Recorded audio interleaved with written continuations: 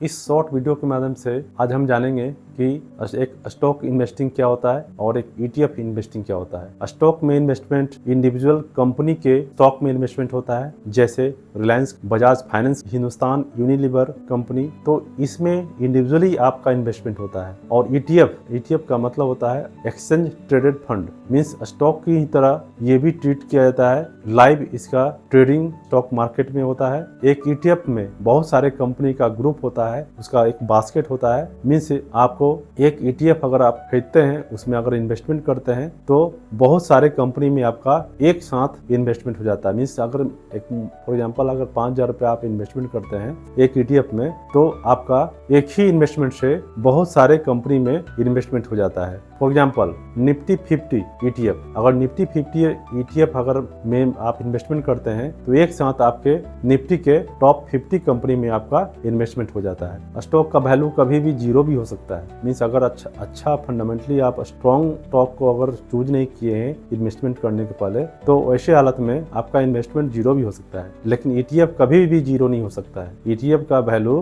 क्योंकि बहुत सारे कंपनी उसमें इन्वॉल्व है, एक साथ सारे कंपनी थोड़ी नुकसान में चलेंगे। कोई कंपनी मान लिया नुकसान में, मान लिया 50 कंपनी है, 50 कंपनी में एक कंपनी अगर नुकसान दे रहा है तो 49 कंपनी तो प्रॉफिट में है। इसलिए ओवरऑल आपका प्रॉफिट ही होगा, आपका आने वाले समय में प्रॉफिट ही होगा। नुकसान होने की संभावना बहुत कम हो जाता है ETF में। हालांकि स्टॉक में देखा जाए तो स्टॉक में फ्लक्चुएशन बहुत ज़्यादा होता है, रिस्क भी बहुत ज़्यादा इन्वॉल्व होता है। ETF में रिस्क बहुत कम होता है, फ्लक्चुएशन भी बहुत कम होता है, क्योंकि बहुत सारे कंपनी उसमें होते हैं, इसलिए फ्लक्चुएशन भी कम होता है। तो एक आपको सेफ इन्वेस्टमेंट करना है तो इसके लिए आप ETF की ओर जा सकते हैं।